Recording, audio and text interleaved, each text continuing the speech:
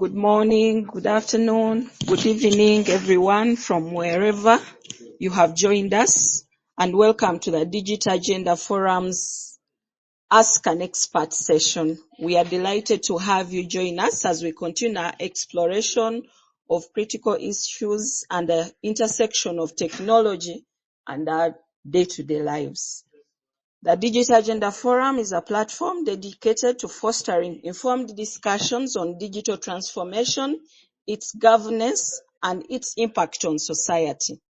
Our mission is to advocate for transparency, accountability, and ethics in the digital space, ensuring that technological advancements serve the common good rather than becoming tools for unchecked control. Through our work, we seek to raise awareness, engage stakeholders, and influence policies that safeguard individual rights and promote inclusive digital development. With a question always, is it for convenience or control?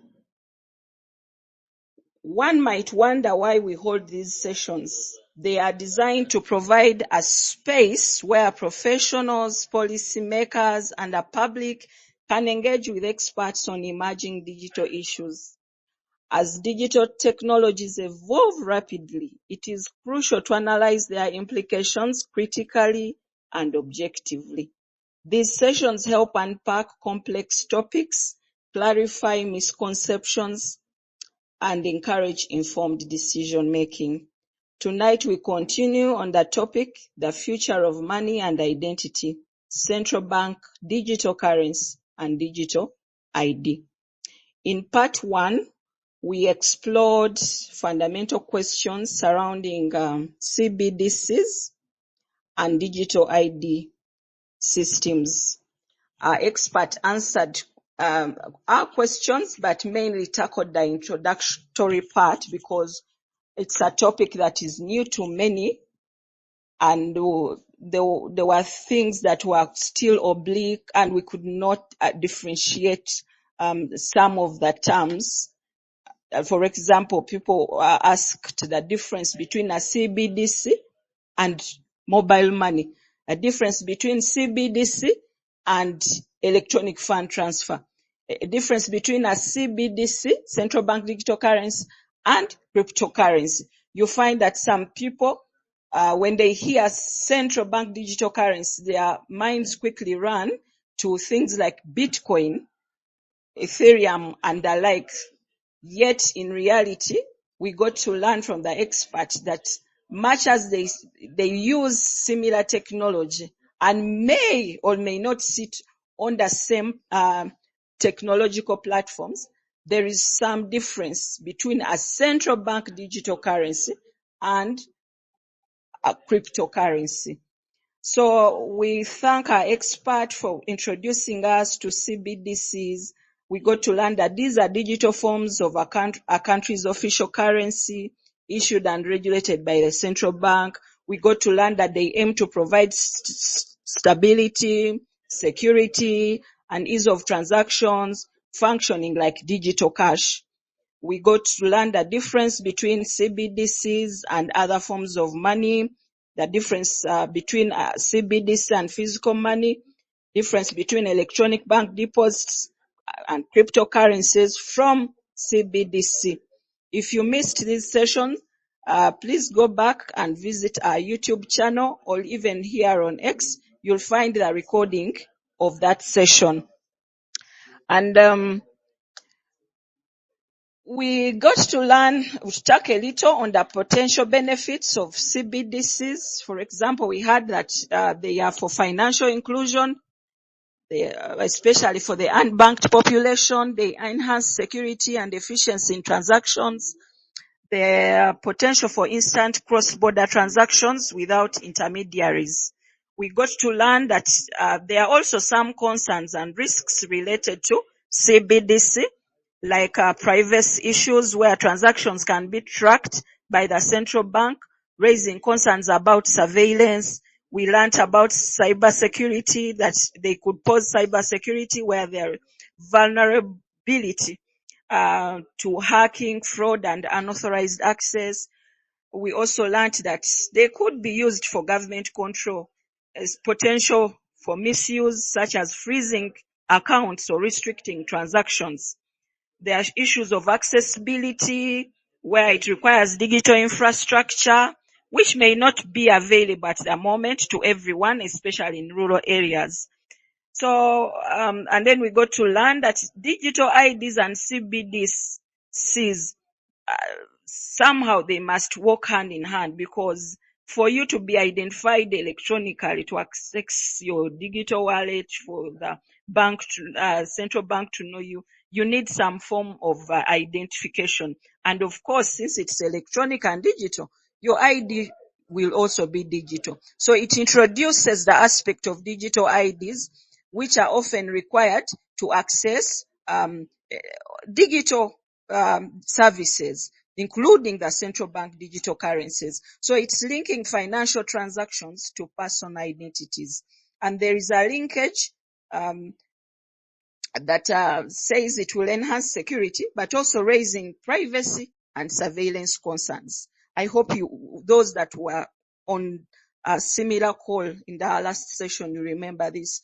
So we got to learn that cryptocurrencies offer more privacy because they are decentralized, while a central bank digital currency is centralized and it is regulated by the central bank of the nation. And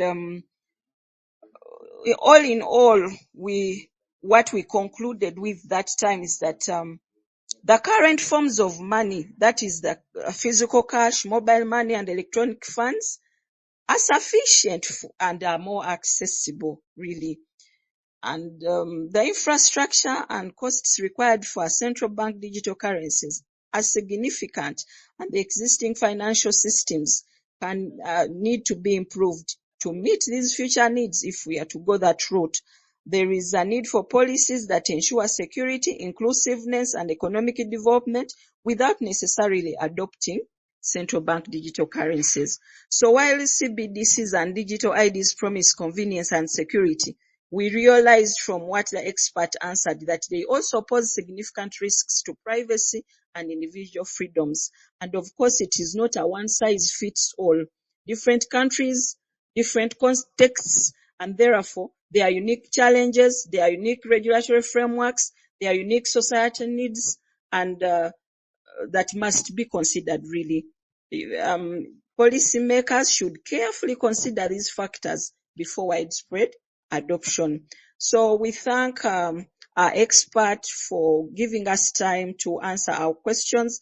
And tonight we delve deeper to raise more questions, having got the introduction from the last session, which provided a comprehensive overview of central bank digital currencies and their benefits and the associated risks, emphasizing the need for a balanced approach to technological advancements in the financial sector.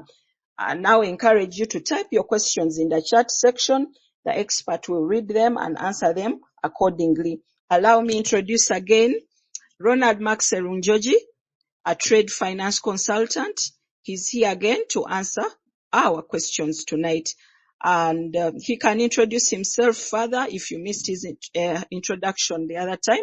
And let me hand over straight away to Ronald. Thank you for joining this call. We'll be glad to interact with you tonight. Over to you, Ronald. Okay. Thank you so much, host, for yet another opportunity to give an opinion in regards to central bank digital currencies.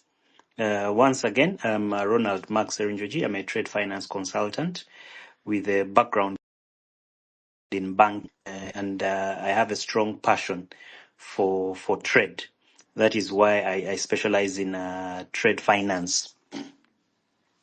I will dive just right away into one of the questions that has been posed, and it is: will central bank digital currencies and digital IDs make it easier or harder to get a loan or open a bank account? Now, having the understanding that central bank digital currencies it's a digital form of a country's official currency. Currently in Uganda, our official currency is, the paper money and some coins. So if we go the route of central bank digital currencies, then we would have a digital form of cash. And you can open your phone, your laptop, or and be able to see what is your worth, compared to counting the paper notes within your pocket or within your wallet. So, will it be much easier or harder for me to get a loan or open a bank account? Now, in regards to opening a bank account, to the people that are exposed to one technology, it would be easy for them. But looking at the levels of literacy within the country, that means that you're going to leave a bigger population out of the scope of opening up a bank account.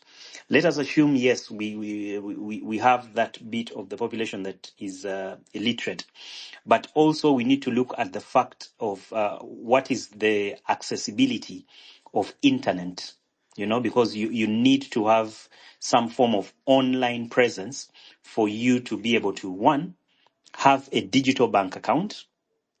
So it will create a lot of what would I call it? I would call it segregation. There are people that will be segregated in terms of, one, opening a bank account, two, being able to access a loan.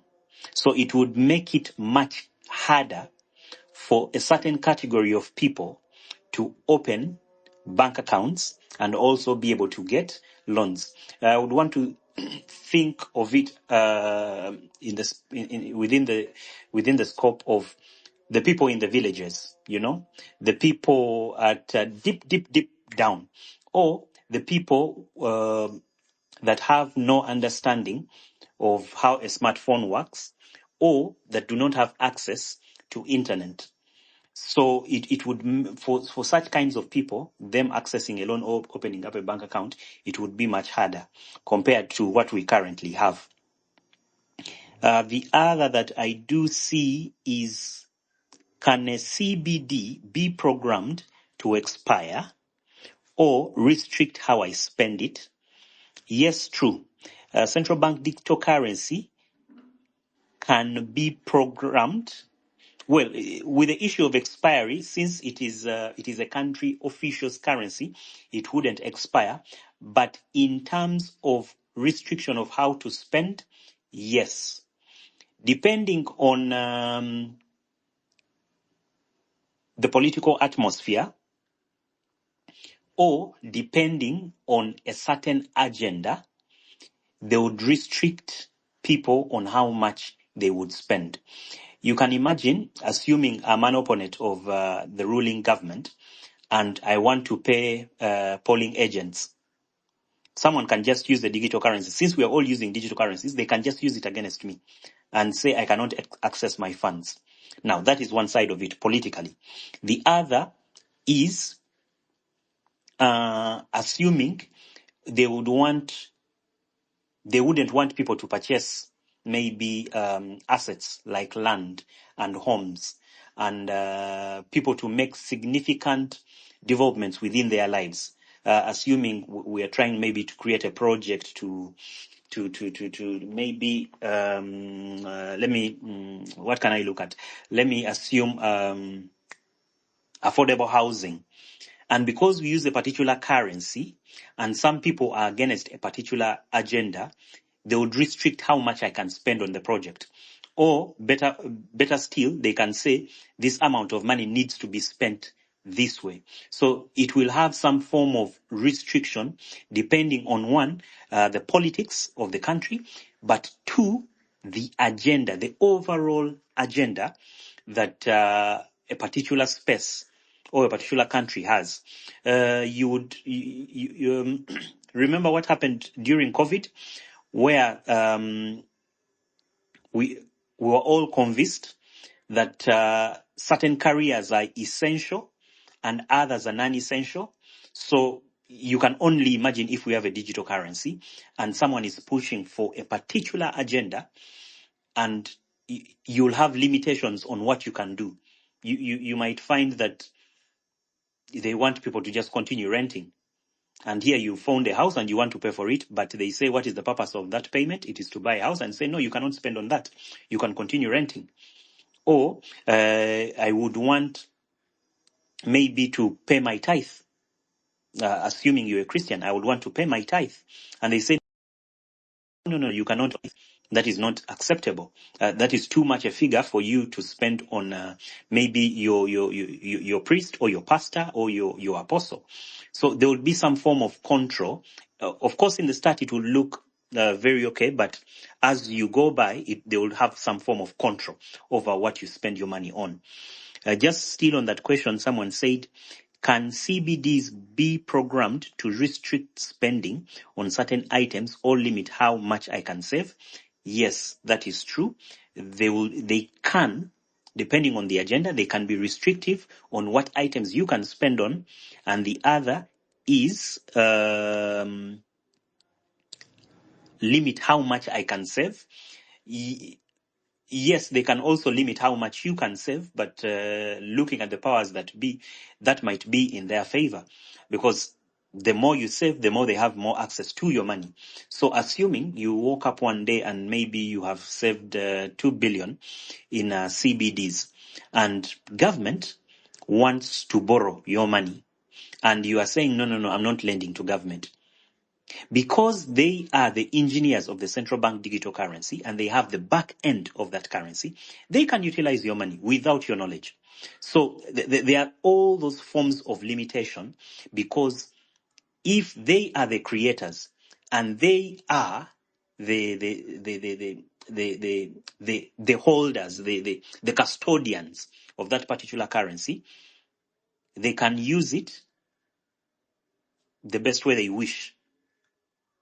The other question was in regards to, will CBDs make banks less important, or will I still need a bank?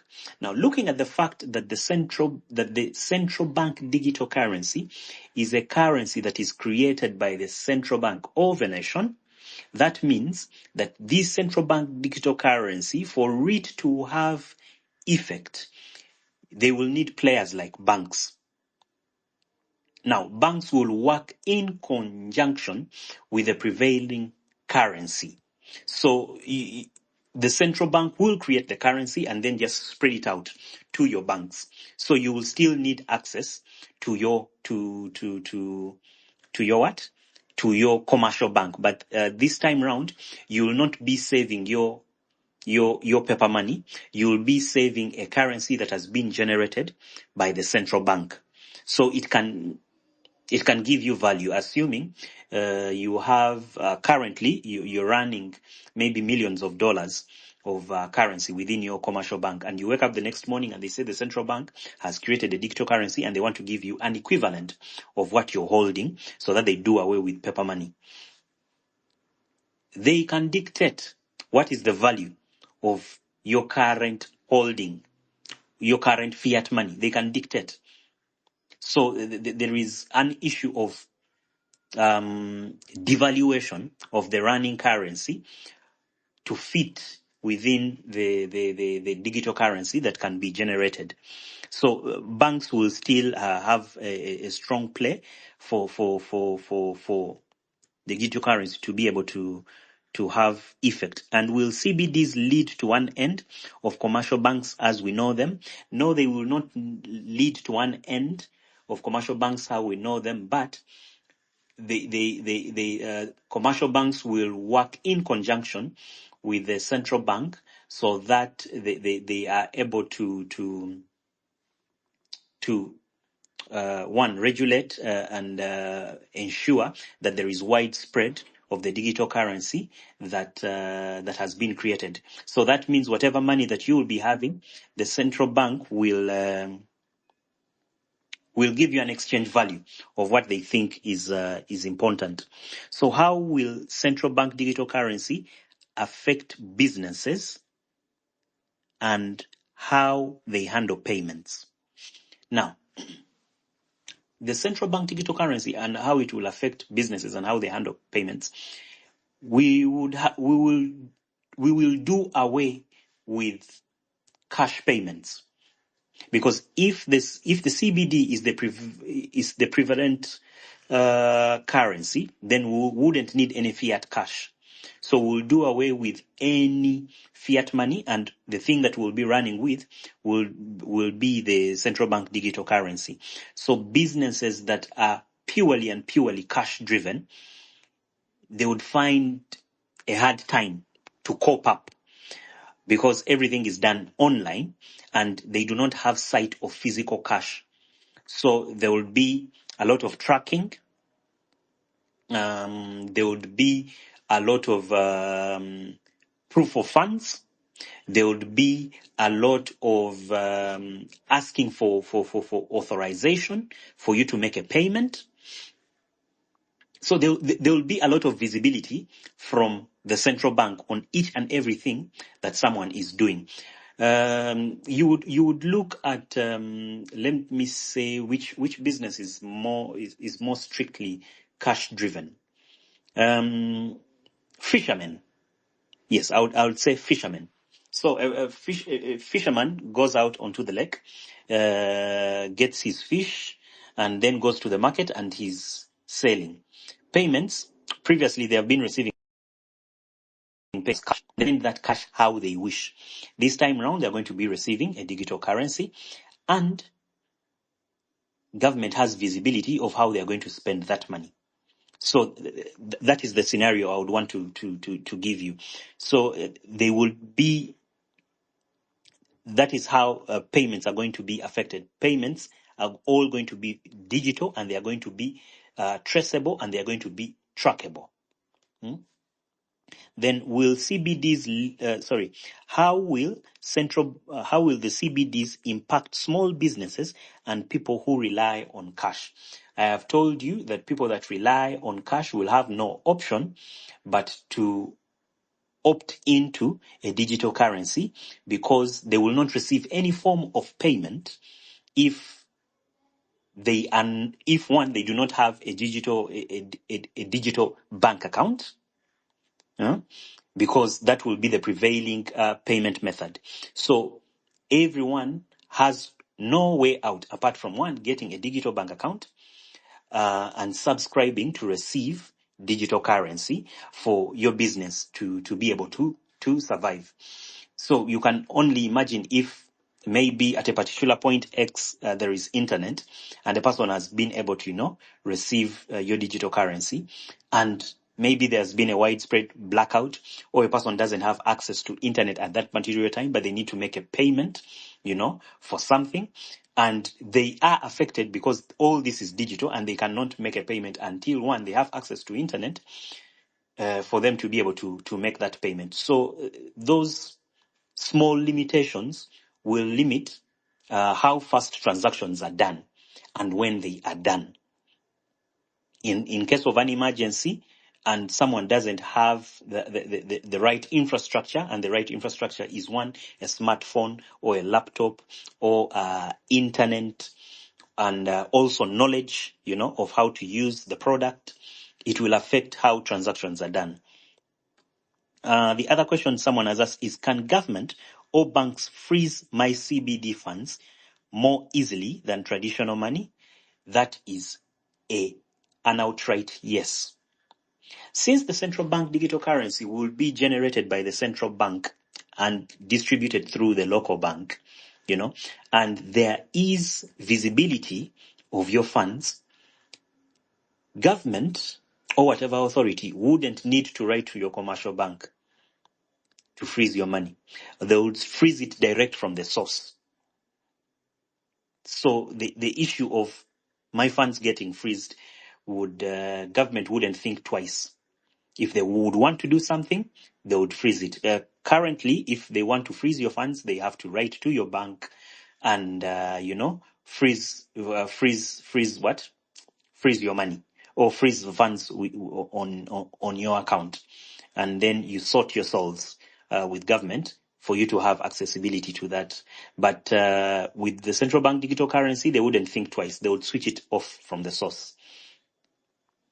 The other question is, what happens if I lose access to my digital ID?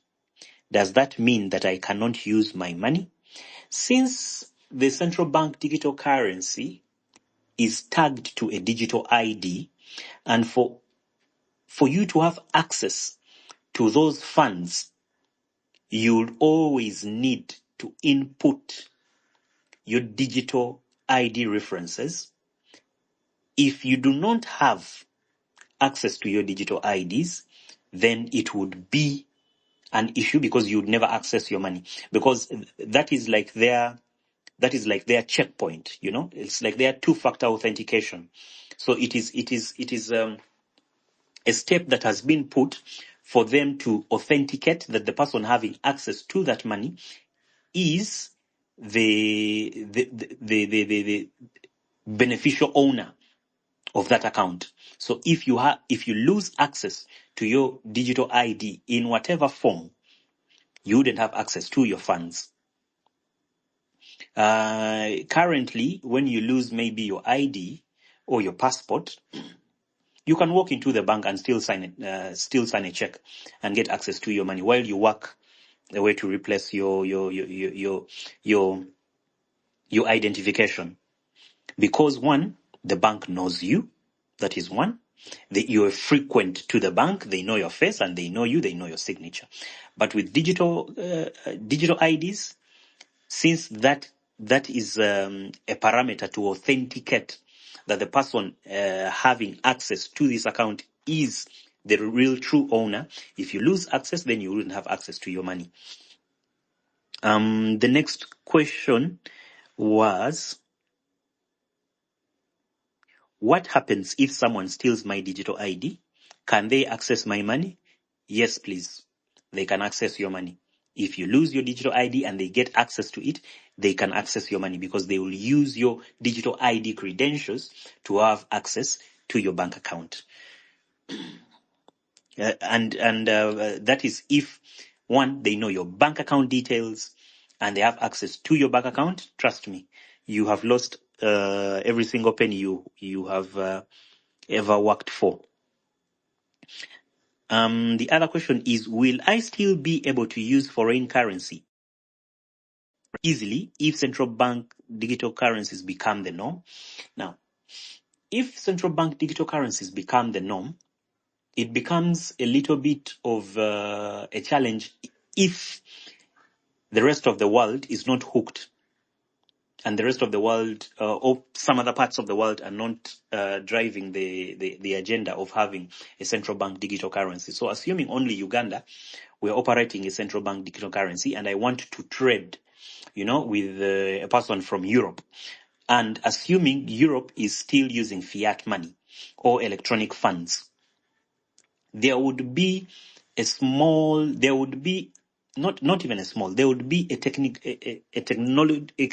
technological challenge for you to send money to Europe, in terms of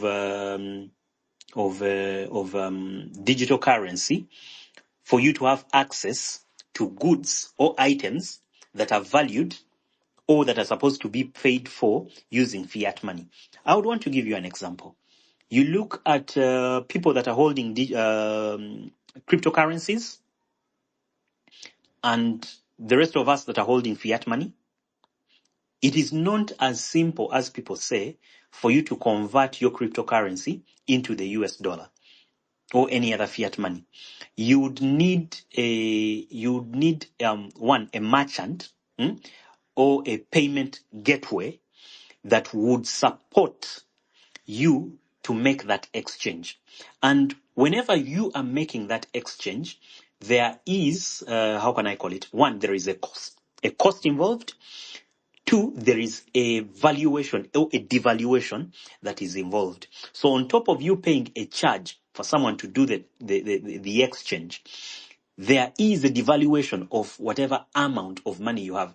Be it you exchanging from the central bank digital currency to fiat money, or exchanging from fiat money to the central bank digital currency. There will always be a loss that is going to be borne by the owner of the central bank digital currency. So in terms of people having use of foreign currencies, if you're sending to a nation or a place where they are not using your central bank digital currency, you would incur some costs. And one, you would need a payment gateway for you to have access or to have access to those goods, because someone has to do an exchange from your central bank digital currency to maybe the US dollar. So it forms some form of complexity if the whole world is not united to have a central bank digital currency. But either way, assuming even the whole world is united to have, and different countries have different central bank digital currencies, the whole issue of how can I call it, of converting, and ensuring that you're getting the same value from one currency to another would pose a great challenge. There needs to be one, policies. There need to be two, providers that are able to make that exchange, and they are able to control it so that it's not speculative, because one currency can just be devalued. So there are many issues that are posed by this whole foreign exchange and the central bank digital currency. So do people have a choice in whether to use the central bank digital currency, or will it eventually be mandatory? So assuming we started off, and I'm certain government wouldn't want to push everyone into a central bank digital currency, they would, one, play, hand in hand, but the whole idea of someone starting even a central bank digital currency is to have visibility of each and everyone's transactions. So at a certain point T, you'd be more than certain that it would become mandatory. They cannot start it for starting's sake, because like I told you, we previously and today's host mentioned that we have mobile money, we have electronic funds, and we have also this thing called cryptocurrency. All these, we have not yet seen the full potential of them, and we are running to generate another complex currency, and how we can go about it. So if government is to ever start this, it would be to one end, that they have full visibility of each and every single one's transaction. It might start out like it can work hand in hand, but the end game would be to have full visibility.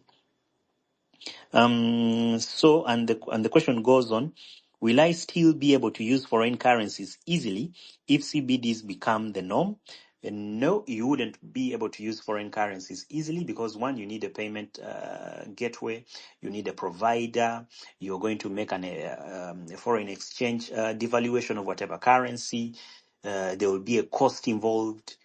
So it will pose a great challenge, like I said. The other one asked, will I still be able to use? Yes, that I think I have answered. Then could central bank digital currencies and digital IDs lead to a system where people are financially punished for their behavior, like in a social credit system? Yes, that is true. If you do not toe the line, you would definitely be punished. It can be, one, politically motivated. Two, it can be agenda motivated. Three, it can be socially, motivated. So depending on who the big brother is at the top and what they would want to see, they would punish you for your behavior, just like what we saw in COVID. I can only imagine if we were having a central bank digital currency during COVID and we're all locked up. Government would easily say, we see how much everyone has, and maybe they can spare us and give us 100K to support the health system. That is one. And they can easily take it from your digital currency because they have full visibility of each and every single one's account. The other would be assuming they wouldn't want you to make a certain purchase. And they say, no, that cannot go through because they are the authorizers and they see the back end of all transactions. The other question was, are there any protections to prevent misuse of CBDs by governments or big corporations? Yes, and I understand that the policies would be created to ensure that there is no misuse or abuse of the central bank digital currencies. But even when policies are created, I still highly think that there would be some form of misuse of the central bank digital currencies. You can only imagine if government wants to borrow, the way they come into the market and they buy treasury bonds and treasury bills, but no one is willing to lend to government because maybe people are saying, hey, the kamane is very scarce. But government is seeing that we have a population of 40, maybe if we have a population of 40 and let me say only like 40% of it are, still kids and maybe they do not have bank accounts and all. But the other 60% is banked and they have visibility of their money. Government can easily borrow off that money without even asking question from you. We do not have money, but we want to spend. But we can easily pay you back. So I'm certain there would be some form of abuse. The same way, there are some organizations you've had in this country where there's been abuse of funds, but things don't go, open. But I'm certain there would be some form of abuse, especially if you're giving power to one body to do the production and to do it does the production, it does the storage, it does the monitoring, it has full access to everything.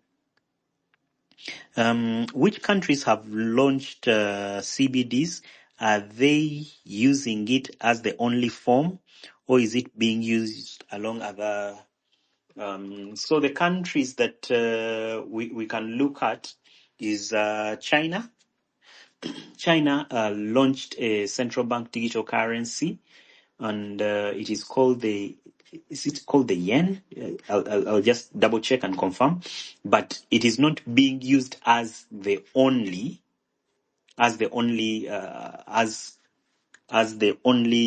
mode of payment. It is being used alongside cash and any other forms of transfer. Like I told you, China is the most advanced, but you'll notice that even in China, they are still using cash. So that means that for any given society, you cannot impose a certain currency because you'd want to do away with cash. So there is no country that has fully gone digital, though China introduced a digital currency, but it is not. It has a central bank digital currency, but it hasn't picked up as they have desired. Though they have gone more digital, and by digital, in the sense I mean, their transactions are more of EFTs, electronic fund transfers, not within the space of the central bank digital currency. They are more electronic compared to a central bank digital currency. So that is the country that has a central bank digital currency. Then, who is pushing for central bank digital currencies? Now, the people pushing for the central bank digital currencies are the World Economic Forum. These are people that have full control of all central banks. But because in certain jurisdictions, you look at spaces like Middle East, and I would say Dubai, where yes, they are operating banks and they have central banks, but it is more liberal, Dubai is a place where you go and someone will pay cash of $2 million and no one will ask a question. You try that in Europe. Just try that in Europe, or try that in the US. I know people in the US, the maximum they can win $1,000. Anything more than that, they're going to ask them so many questions.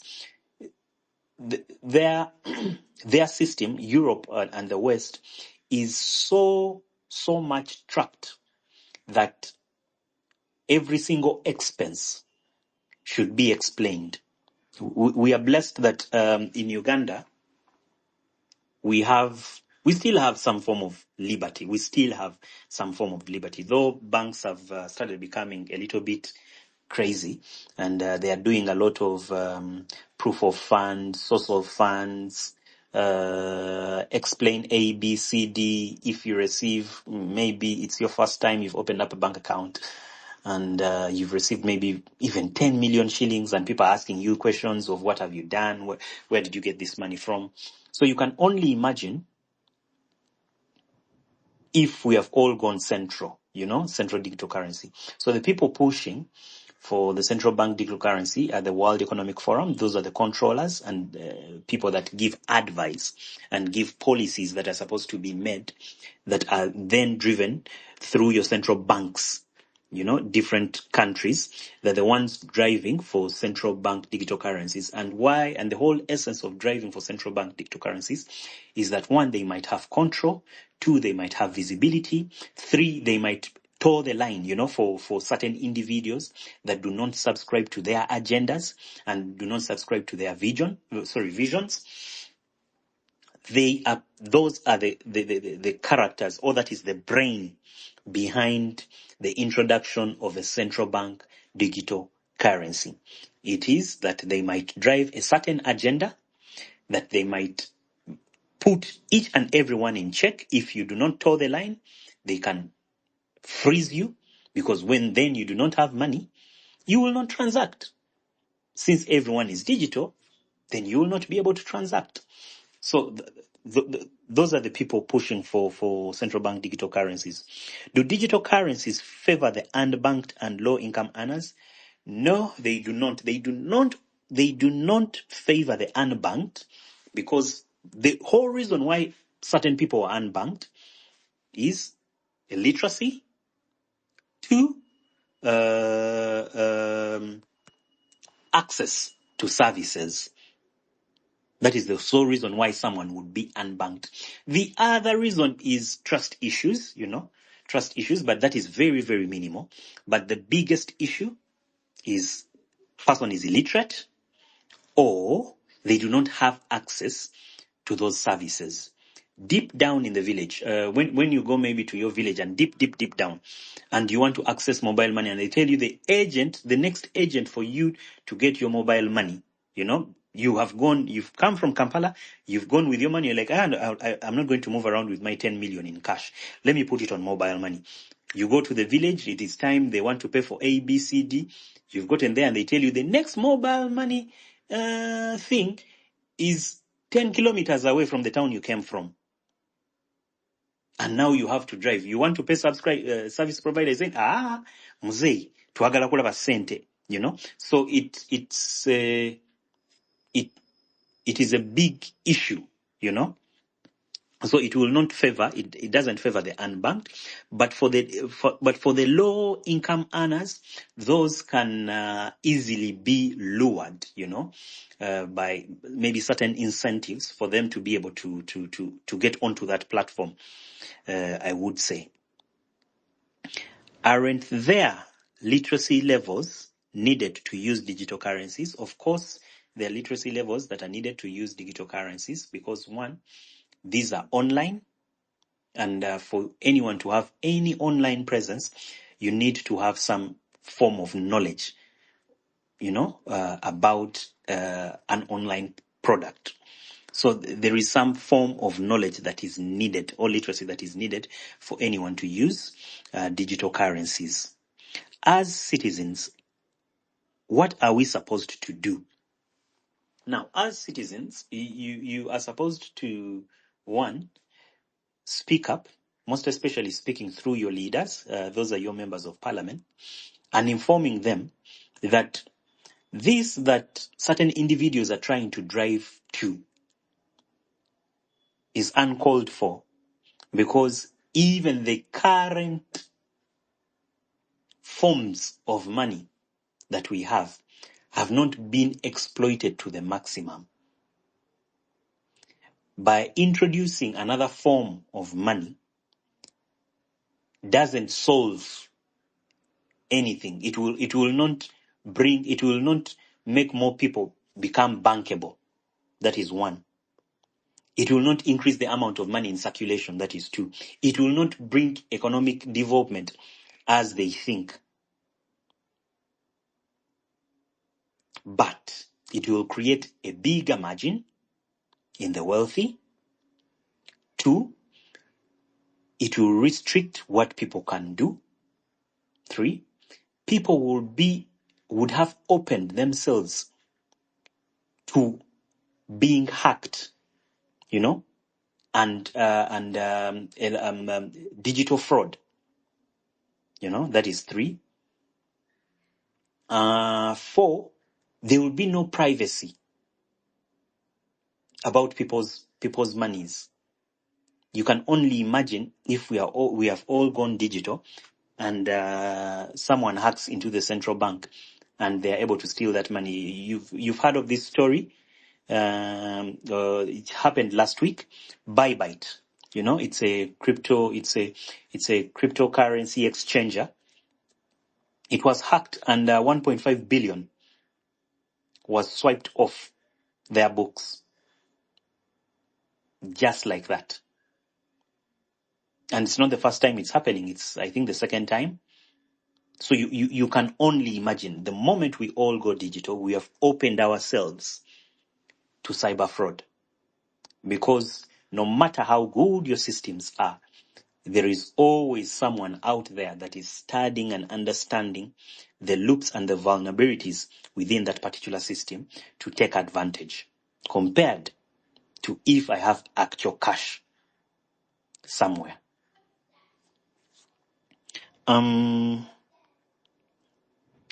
Why are governments pushing for central bank digital currencies, and how will they affect everyday people? Now, governments are pushing for central bank digital currencies. One, because there is a regulator, like I said, World Economic Forum, pushing for it. So that is the first big factor. Two, they are seeing it also as an opportunity for them to spy on certain individuals that do not toe the line. The other is, someone asked that, why are governments pushing for the central bank digital currencies, and how will they affect people? Like I said, the way they will affect people is people are going to be open to cyber fraud. People are going to be, there's not going to be any form of privacy. There will be some form of limitation in how much you can spend and how much you can have, how wealthy you can be, And so there are all forms of limitation if we go digital. Is it okay? Let me see. Okay, yeah. If a country bans digital currencies, cannot one still trade in them? So if a country bans digital currencies or crypto, can someone still trade? Someone can still trade in them, because you see, digital currencies are online. You have accessibility anywhere in the world. So if they ban them in one country, the same way people have crypto in Uganda, so you can have access to them. If they ban them, you can still trade on them online, because everything is done online. The other question is, it is said that a central bank digital currency can reduce fraud and money laundering. How? Is it really true? Now, the bit of fraud is not that much true, because you open yourself to cyber fraud, because everything is online. Like the example I've just given you, that Bybit was hacked, and $1.5 billion worth of crypto, was swiped off their books. So you're open reduce fraud, but you've actually just opened yourself up to cyber fraud. In regards to money laundering, and why people call it money laundering, is the whole point is all about visibility and tracking. So it doesn't reduce any form of money laundering. Okay, one would say it reduces. I would say it doesn't reduce, because by someone saying money launder, the whole essence of why they call it money laundering is because they cannot explain why you are doing A, B, C, D, because they don't have visibility. And for them to have visibility of that, they will need to track you from level A to B to C to D. So to them, they will say it will reduce money laundering because they have visibility of what you're doing. To me, who's another stakeholder, I would say it is not reducing any form of money laundering, because anything can be generated to give proof of why an expense is being done. So it pretty much doesn't change anything. The current forms, if the current forms have not been able to handle sophisticated money laundering, I do not think going digital will be able to solve it.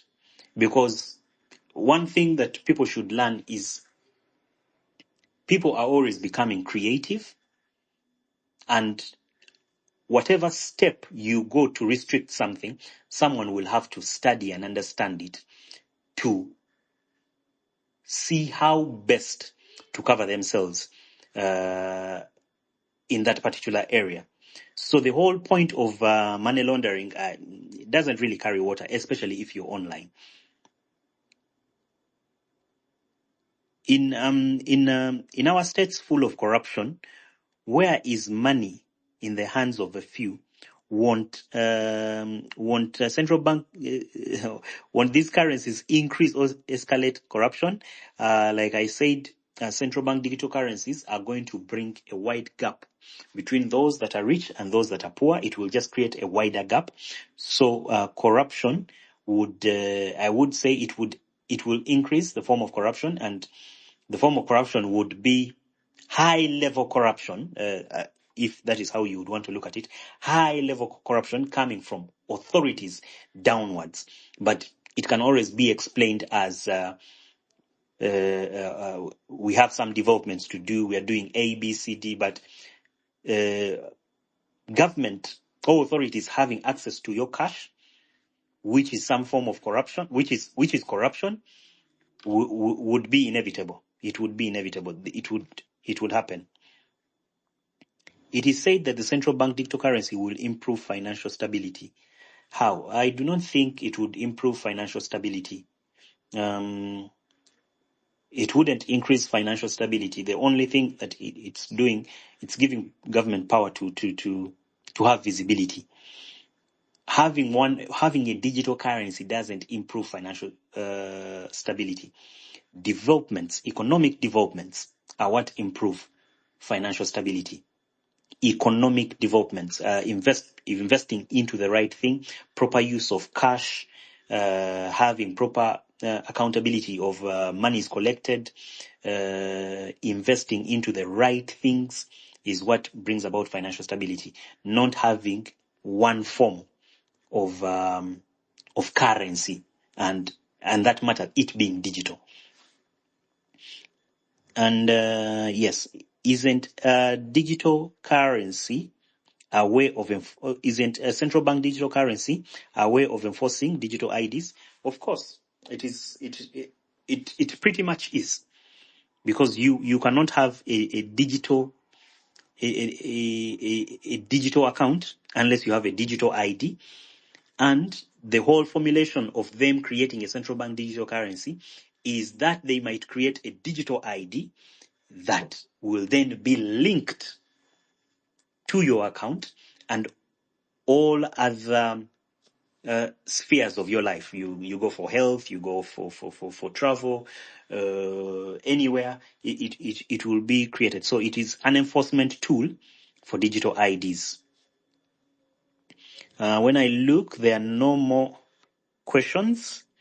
And I think, thank you so much, everyone that is listening in. If you have any other questions, you can let me know, and we see how best to handle it. Thank you, Ronald, for this insightful discussion. In case you have a question and you want to speak, probably you could request to speak so that the hosts can give you the rights. You can also make use of the chat session, and I hope that the discussion has been instrumental but also informative on our end as far as the central bank digital currencies are concerned, and also looking at the future of money. So when Ronald was sharing about the unbanked population, right from some of the questions that were posed to him, I remembered that an article that I came across a few days ago, that ideally even some of the people who are banked are not necessarily using the bank. So for this particular article, it was referring to a mechanic who is somewhere deep down in Western Uganda, and I think they opened up an account sometime back in 2014. But then, from the time they opened up that account, they have never used it in terms of depositing money.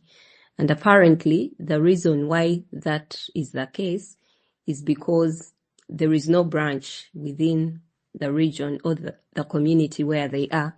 So for them to make a deposit, they'll have to spend around $5, like 20,000, to go to the bank and make that deposit. And so at the end of the day, what they decided is, since it costs me to make a deposit, then I would rather not use the bank.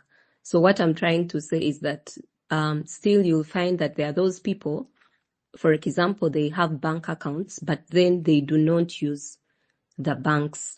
And it reflects back to what Ronald was sharing, that have we ideally maximized or exploited the forms that we have currently, mobile money, the current system in the bank, paper money, and the likes. Yeah. Any questions?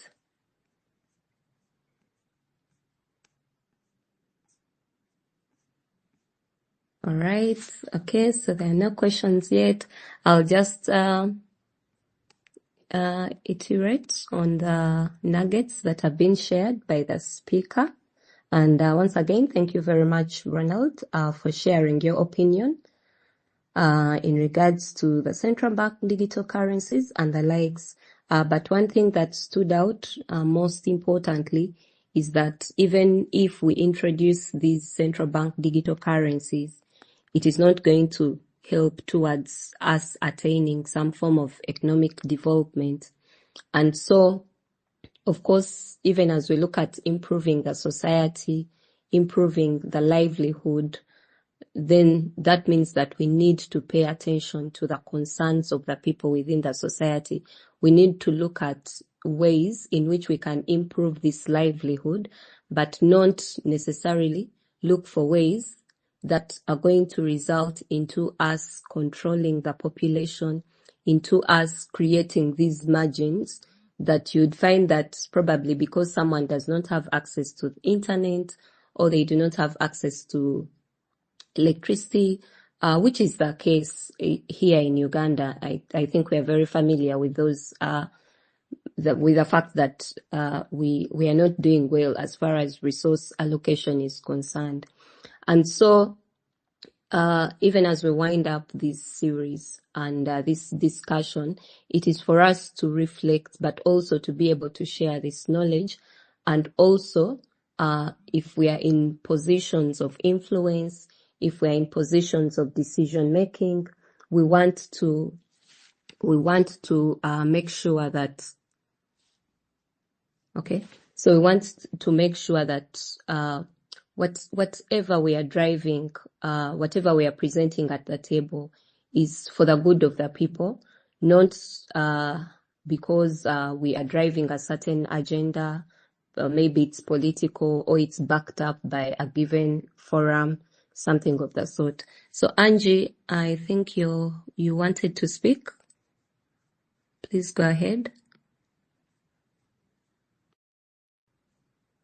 Okay, Angie has dropped off. Simon, do you want to speak? No, I'm following.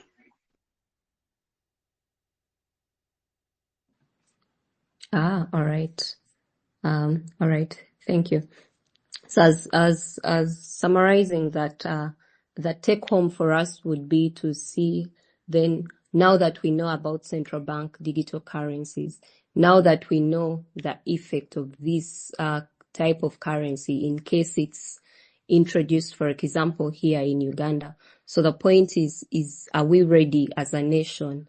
And we know that when we are looking at the nation, we are looking at people that belong to different categories. So even with this issue of resource allocation, even with this issue of the fact that some people are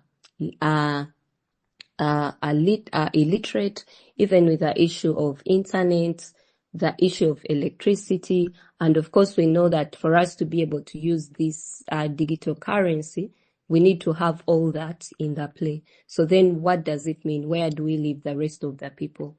And referring back to the forms that we have in existence. So how about we look at the advantages, because I know to a certain extent with the use of mobile money, and I know this is documented, with the use of mobile money, we have seen an increase in terms of financial inclusion, especially with to the people who are really based in the rural areas of the country.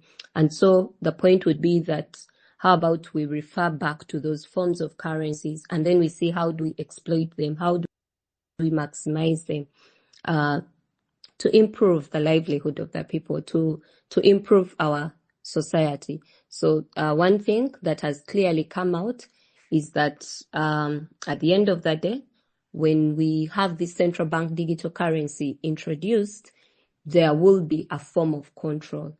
And of course, at the end of the day, your access or your transaction is dependent on whoever is in charge, the other side. So there'll be visibility. They can track whatever you're doing. They can control. Yeah, all that will be in place. So of course, this control can be because of a certain political agenda or because of the way you behave in society and the likes, things like that. So that is something that we cannot do away with the moment we have these central bank digital currencies introduced in our society. And like the expert shared in his opinion, he thinks that this is uncalled for, and weighing in on what he has shared to sort of like explain what central bank digital currencies are, and at the end of the day where we will be or what will play out when we use them. It is evident that they are uncalled for, because they are introducing control, they are introducing digital fraud, they are introducing restrictions, those kind of limitations within the society, and even people who want to keep their lives private. It means that we will have privacy concerns at the end of the day. So once again, I'll appreciate Ronald for sharing his opinion on this matter that is really pertinent, especially given the fact that, of course, this has been introduced in certain countries, or probably it has been tabled in the parliaments of other countries. And so even as a nation, it is important that we know about it, and of course we plan. But if at all we have been placed in positions of influence, positions where we can make decisions, then we need to make use of such information that has been shared with us, so that even as we are making decisions, we are making those decisions that are going to better our society, that are going to ensure that we are not creating a division amongst the people, but also that they're going to ensure that we are living in a nation of freedom, where we are free. Yes. So thank you very much to the audience. Us. We remain Digital Agenda, and have a good evening or good morning from wherever you're connected. Bye bye.